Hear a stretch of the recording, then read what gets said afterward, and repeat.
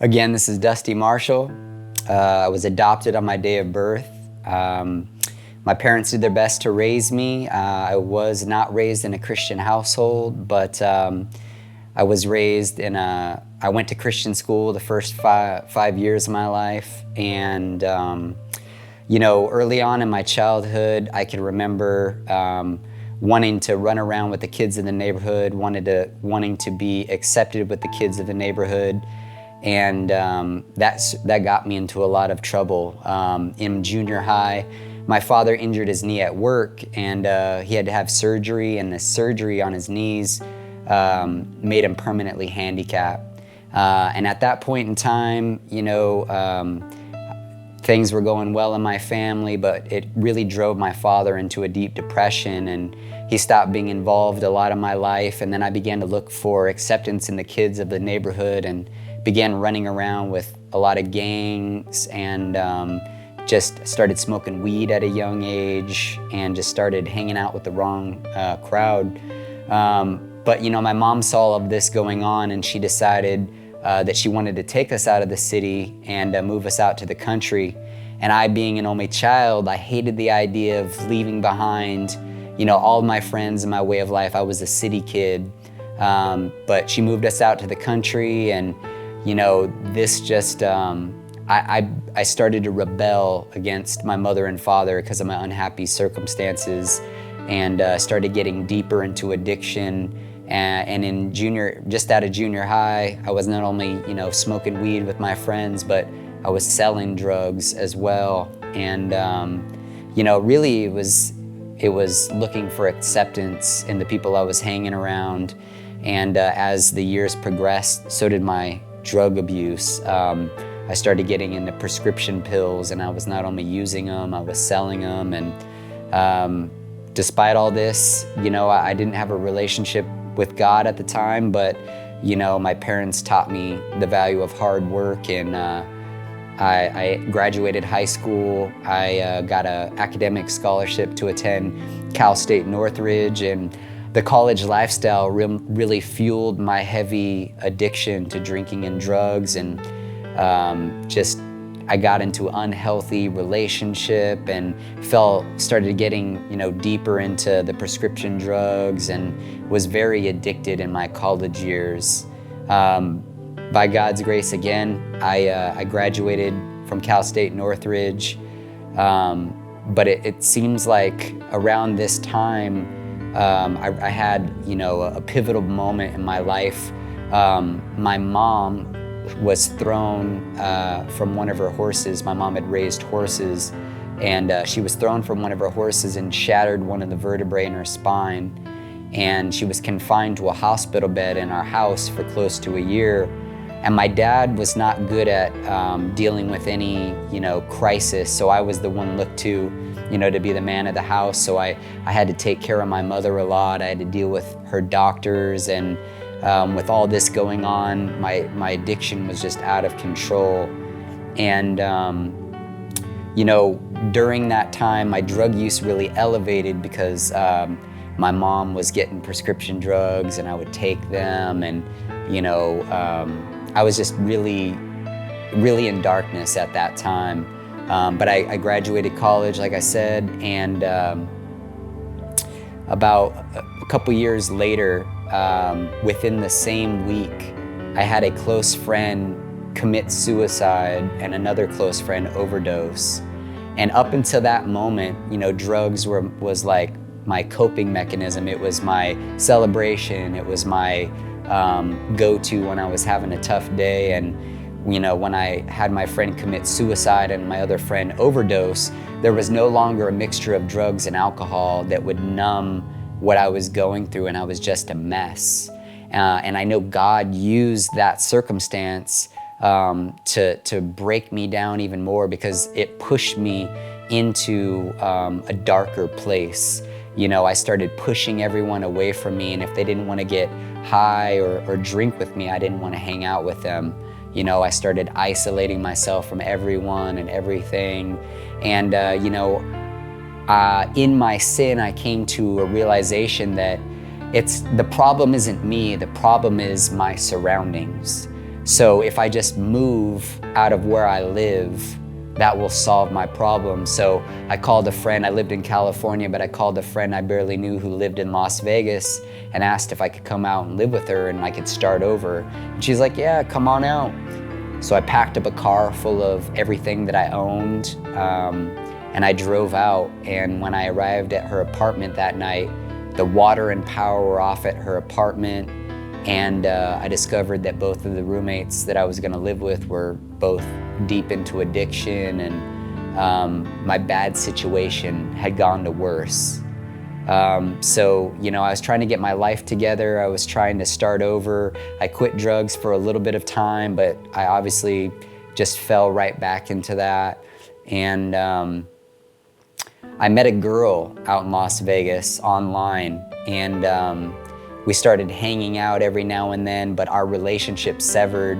My addiction was still controlling my life, and she was going another path. And she just recommended to me in passing that, she went to church and she believed in God. And I was like, that God stuff's all good for you, but it's not for me. So we kind of parted ways, but we stayed in contact, and she was always in the back of my mind.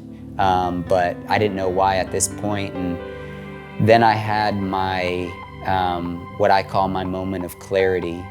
It was a night where I was out partying and using drugs, and I was taking ecstasy, and it was like 5 o'clock in the morning, and it was like a switch went off. And all of a sudden, I could see my life for what it was. I could see my sin for what it was. I didn't know it was my sin at that time. All I knew is I was looking in the mirror at myself, and I hated the person that I was. I hated the person staring back in the mirror. And it was like God was revealing just a piece of my sin and wickedness to me. And I had many different thoughts. I was like, I could call the police and call the cops on myself, and they would arrest me. And maybe that would help me to get sober, or I called actually a rehab, and I was like, hey, can I come? Like, can you come send somebody to pick me up? And they're like, it's 5 a.m. What are you talking about? But then I found myself calling this woman who I had met online, who told me about, church. And she answered, and she was like, if you're serious about getting sober and getting clean, show up to church and I'll introduce you to some people who could help. And she didn't believe I would show up because, church is in the morning, and it was already 5 a.m, but I did. And, my first day at church, I didn't know what to expect. I was, still kind of coming down from the night before, and this was a big church. It was a mega church. So I show up, and I go to sit down to where she's sitting, and I'm expecting just to meet with her. But I go, and her whole family, her grandmother, brother and sister, all of their kids are sitting there, and I'm just like deer in the headlights, but I sat down, and I heard the gospel message preached that day, and it was something special about the message that God did. It was very apparent that I felt like the pastor was speaking to me. There was a lot of people there, but I feel like the message was for me. And I broke down at church that day, and I was crying, and it was just a mess. And after church, she took me back to the care department. They had a care department there, and she introduced me to a guy who was a volunteer. And he told me about this program they had called Celebrate Recovery. And he asked if he could pray for me. And I wasn't a believer, but I was like, sure, why not? He prayed for me, and he was like, show up this Friday to Celebrate Recovery, and I think, it can help. So I was like, okay, I'll show up. I went home that day. I was still using, there wasn't a switch that went off and I all of a sudden stopped and never looked back. For me, it was more gradual. I showed up to Celebrate Recovery, and I saw all of these people praising Jesus and celebrating the fact that they didn't have it all together. And I went to what they called their open share group, where people share their issues, and I really felt like God put people in that group were speaking about things that I could relate to, and from that day forward, I never missed a group. I went every week. I joined a step study at their program and started meeting other men in the group who had come from similar backgrounds like I had, and started connecting with them and kind of forming a brotherhood. And it was like kind of the beginning of my discipleship, as I understood it. I was going to church. I would hear the gospel, preached every week, and God really used that He changed my heart, grant me repentance and faith, and I was eventually baptized at that church, became a member. And while going through my step study and new to the faith, there are still, even though, God forgives us, grants us repentance and faith,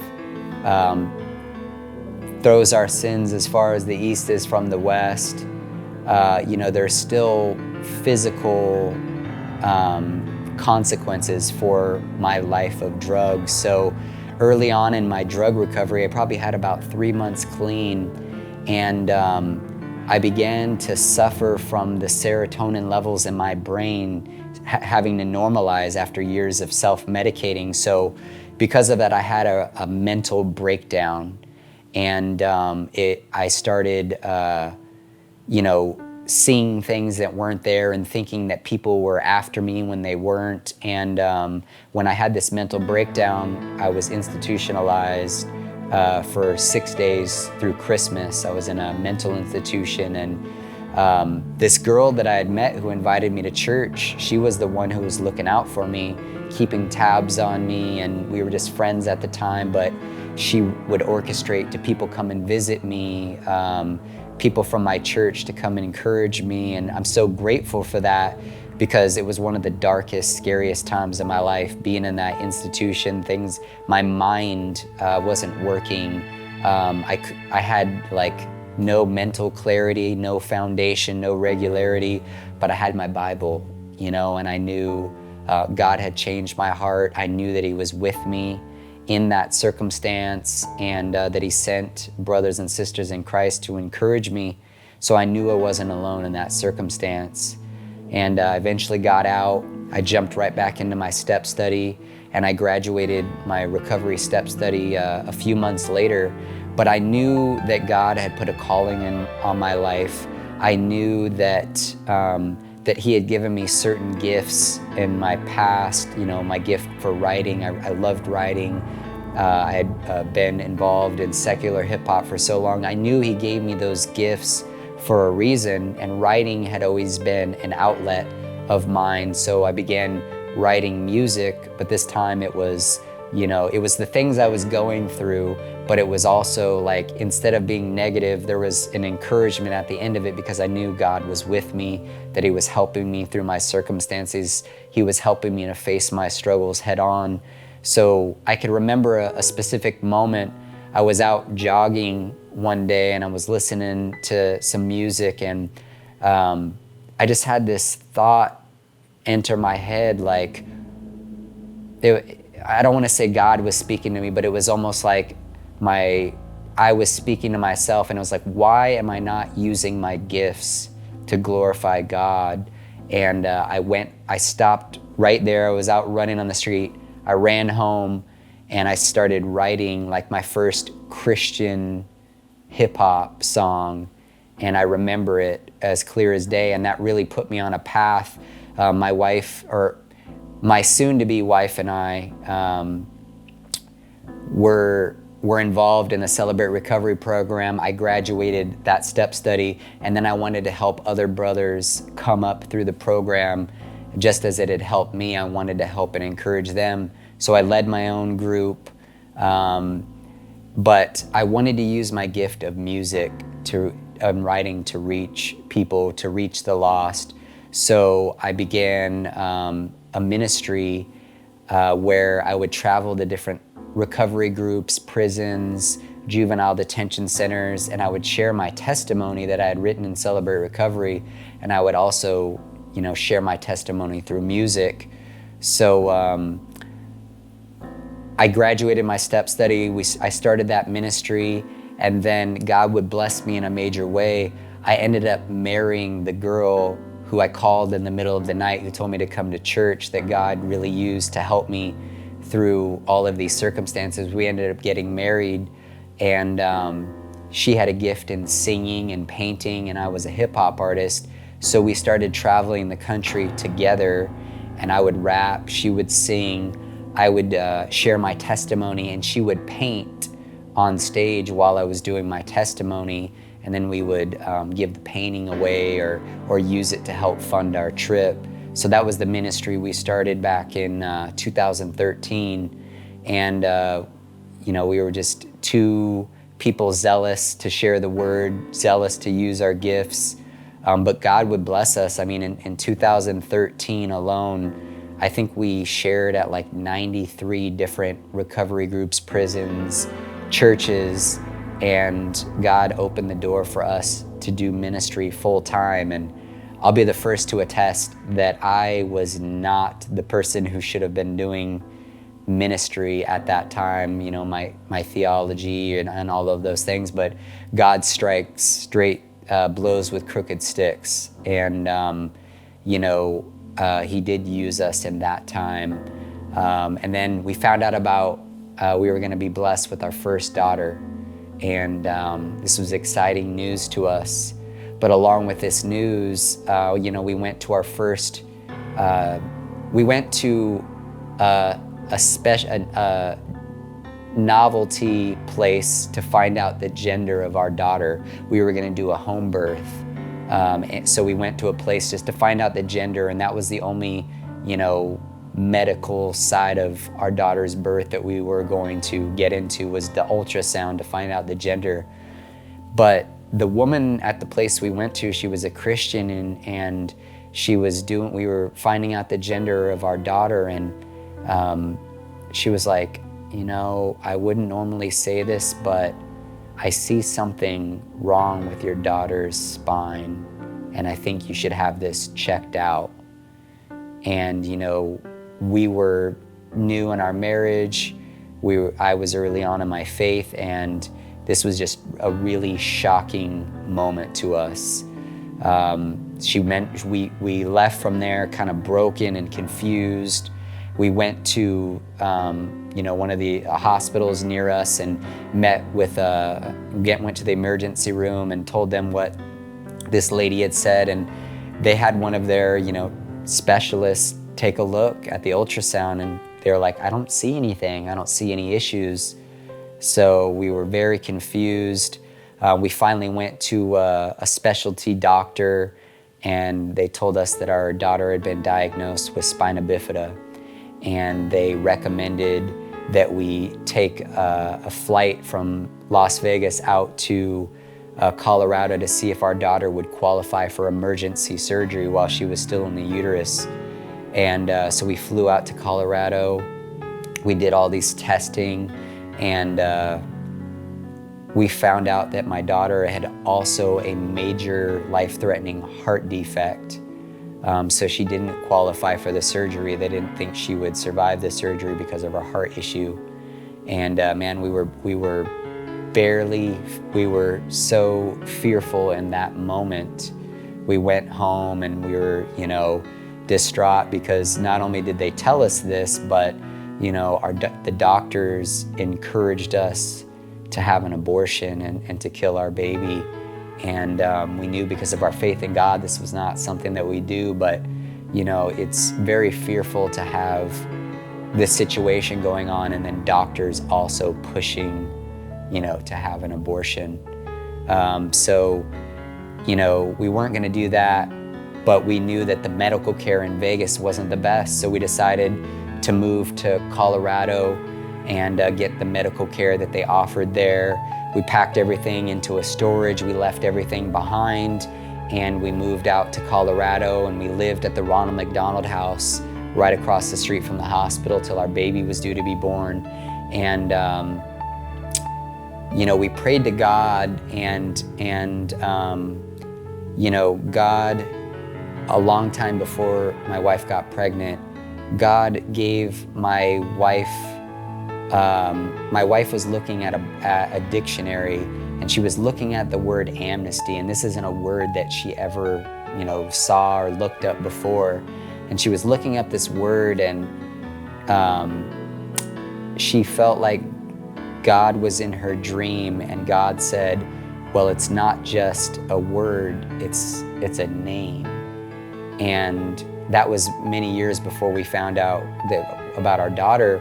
But when we moved to Colorado, my wife was reminded of this dream, and I remember being in Colorado and being reminded that God had given our daughter this name, Amnesty. And amnesty means the complete pardon of all transgressions to the point of forgetting, which is what God does for us when He grants us faith and justifies us. And I could remember being on our knees the night before my daughter was due to be born and just crying out to God, saying, God, if you heal my daughter, we'll share her testimony, we'll share wherever we go, we'll share her story of what you've done. And my daughter was born the next day, and in spina bifida, your spinal cord didn't fully form, and your spinal cord is actually sticking out your back. And she was born, and her spine was sticking out of her back, and we were confused, and we're just really questioning God, what's going on. And they did a scan of her heart the day that she was born, and it revealed that her heart was perfectly healthy. And they had done weekly scans up until her birth, and every week saw the same thing. And God healed her heart. It's perfectly healthy today. But her spina bifida, she did have to have surgery the week of her birth, the day that she was born, to close up her spine.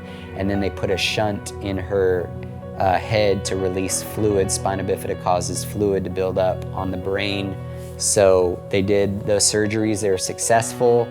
And long story short, a man blessed us with a motorhome, and God opened the door for us to hit the road in a motorhome, sharing our daughter's testimony of how He had blessed us in trusting Him and choosing life.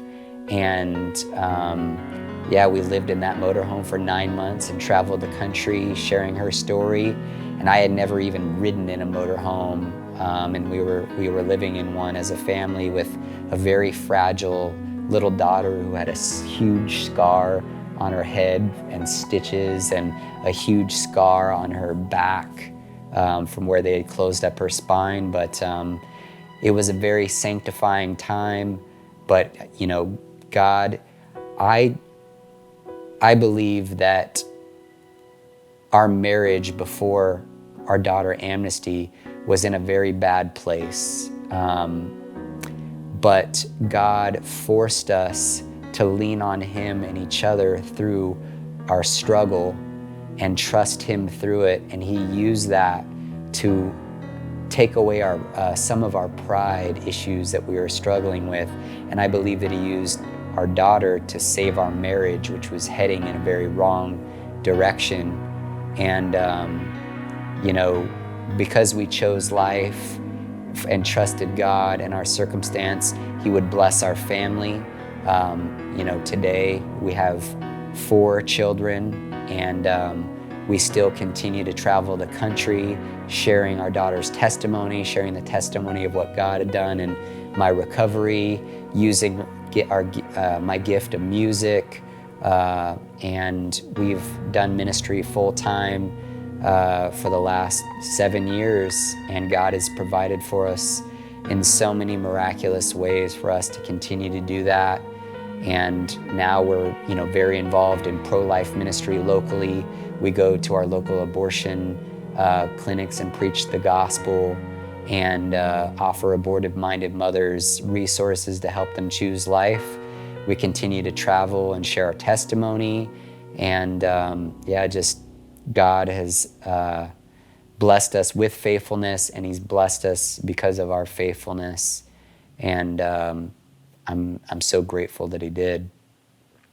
And that is the story of how God adopted me.